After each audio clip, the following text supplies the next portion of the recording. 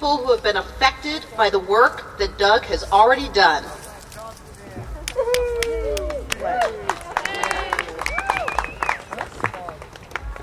Hi, hello everyone. My name is DeWitt, and I was a participant of the Bridges to Work program, and through Bridges to Work program I was able to find an internship and at a U.S. bank, and actually kept the job. The internship that I had, I kept it, and I am able to go to school and intern at a U.S. bank and permanently work at U.S. Bank now. And it's been amazing. I couldn't have this opportunity without Bridges to Work program, and it changed my life, financially and educational too. It's been amazing, and I want to thank you all for coming. All right. Hello, Denver. My name is Dave Boger. I'm a co-founder of Gibberish Clothing Company, which is a clothing company based here in Denver, Colorado. We started in Denver about 6 years ago. So we've had a big year in 2010. We've added two full-time employees to Gibberish, as well as several other part-time employees to our company. So we're a recipient of the Create Denver, which is a revolving loan fund. So we know about city-sponsored loan programs and how they create jobs. So Doug and I met at a community festival, and Doug offered his help to me, and I thought that was really sincere. He actually followed up with me and opened up his personal and professional network, which definitely helped the development of Gibberish. So I think Doug and I share some common political values, and his focus on job creation, overall business development, sustainability, and the focus on the youth is where I think some tremendous things that Doug is doing. So I think it's easy to say that Doug Linkhart is a good answer to the future and a brighter tomorrow for us. So thank you.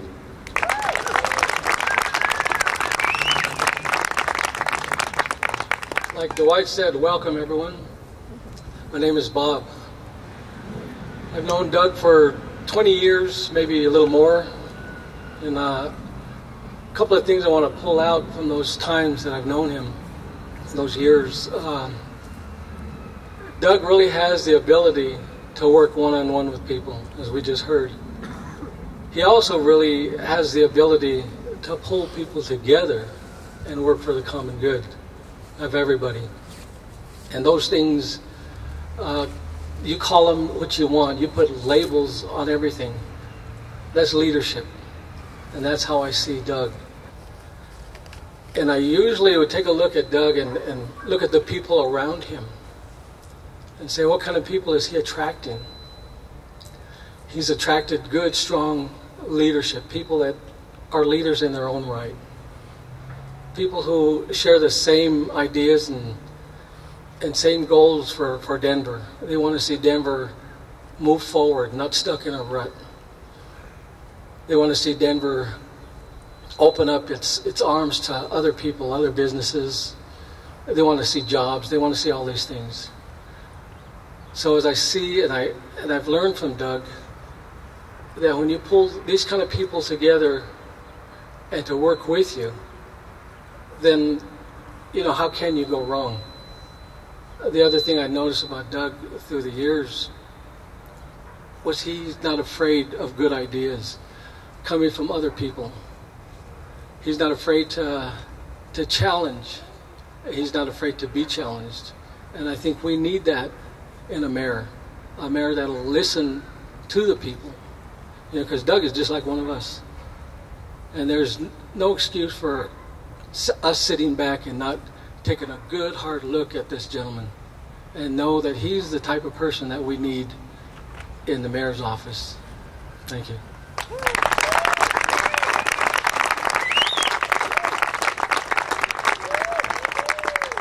Please help me in thanking these three gentlemen for coming out.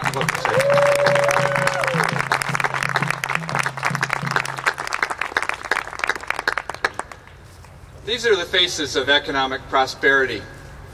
Somebody who started his own business from the ground up, somebody who's worked for the city all their lives and is still contributing to the community, and a young man who's gotten a good start on a new career. It's the same kind of prosperity that we need to spread throughout the city to all the people of Denver.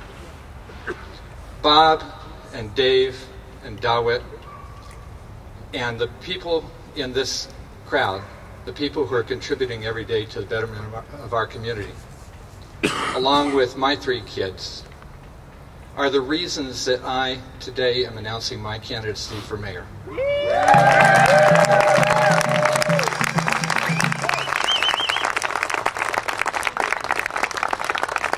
Now, people ask me, what are the issues? What issues are you going to focus on as a candidate? I tell them, well, there's 3 issues, right? There's always 3 issues. The economy, the economy, the economy. It's all about jobs. But I'm not talking about just a boost in the economy or a temporary shot in the arm. What I'm talking about is long-term economic prosperity. Now, what does that mean? It's got 3 parts. The first is economic opportunity, and that's creating jobs for people who need jobs, jobs that have good wages and benefits, and helping people who are stuck in dead-end jobs get the job training that they need to get a better job. It also means helping entrepreneurs and small business grow. Entrepreneurs like Dave that have the potential for hiring dozens of people, maybe hundreds of people. We need to be a city based on innovation, entrepreneurship. About 3 years ago, before this economic recession, I got a call from a guy named Bill. Bill's about my age, young. He got laid off after working 11 years in a sales and marketing position as a sales and marketing VP for a company. He had saved money, he had paid off his house, lives in southeast Denver by himself, but he needed a job that paid at least $10 an hour to pay for some of his expenses, and he couldn't find one. Now, he got a job for a little while at a camera shop, but they laid him off after a bit. Then he was unemployed. Then he got a job at the Botanic Gardens making $8 an hour for a little while, and it turned into a seasonal job. Here come the winds of change. He got little retail jobs along the way, but he couldn't string enough jobs together to make a living. Talked to Bill the other day.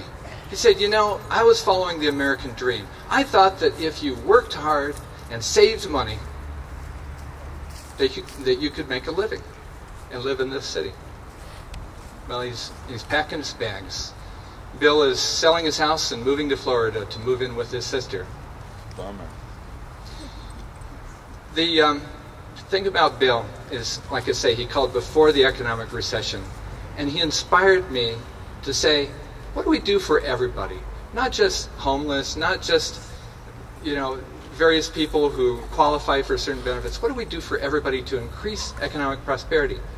So I pulled together 30 people. We created the Economic Prosperity Task Force, worked with the mayor to put this task force together, had 5 city council members on it, came up with some recommendations, one of which led to the creation of this Economic Prosperity Center behind us. Now, the Economic Prosperity Center, I hope you'll visit, is a one-stop place for getting anything you need to know about how to make a living in Denver. Job information, job training information, information about public assistance, benefits, information to help you with your taxes, or entrepreneurial information. This is the place to go. And we need more of these kinds of services so that people know where to go, what to do to make a living in the city. Issue number 2 is economic investment. Our city spends too much and invests too little. We're not investing up front. And because of that, we're paying the price on the back end.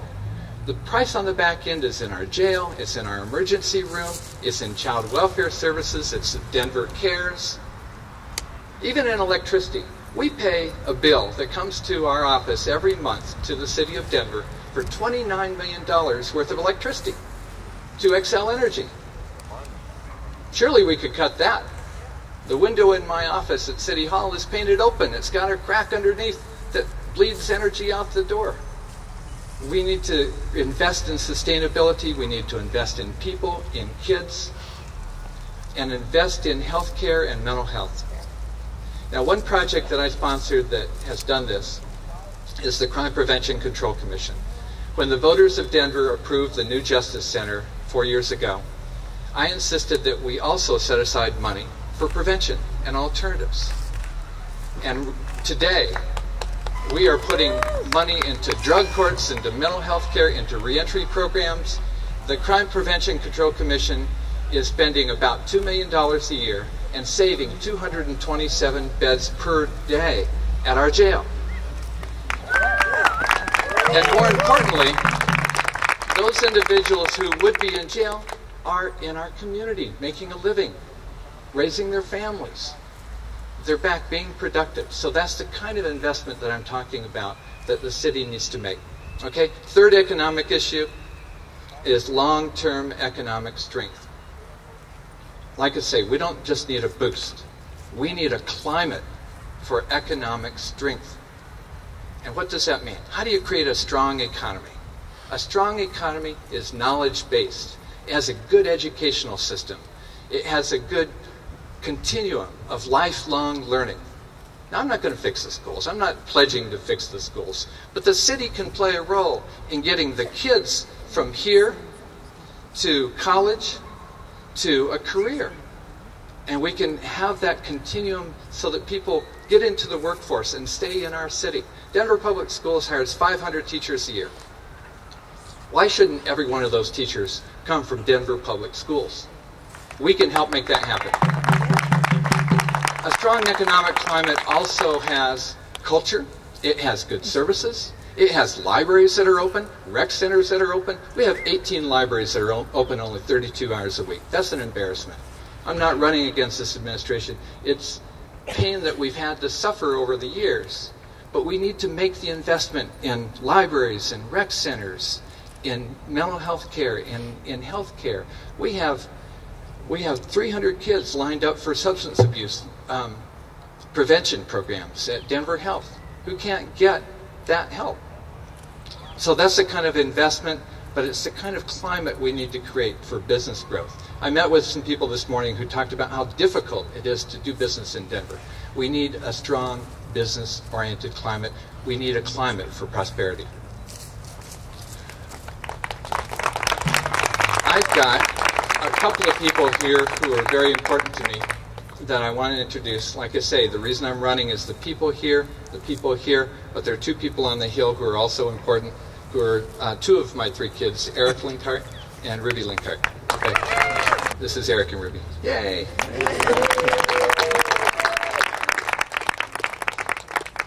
For the past 30 years, I've worked as a business economist. I've worked at all three levels of government, local, state, and federal. I've run a nonprofit agency. And I've been a citywide representative for the past 8 years, representing all parts of this city, from Hampton Heights to Inspiration Point, from 5 Points to the Country Club. I love this city. I'm proud to call it my home. I want to represent this city. More importantly, I know this city, and I know what it takes to get us to long-term economic prosperity. Now, any candidate can stand up here and make grand promises and tell you what you want to hear. I'm the guy who has a track record of listening and working with people from all parts of our community to turn words into action. Thank you.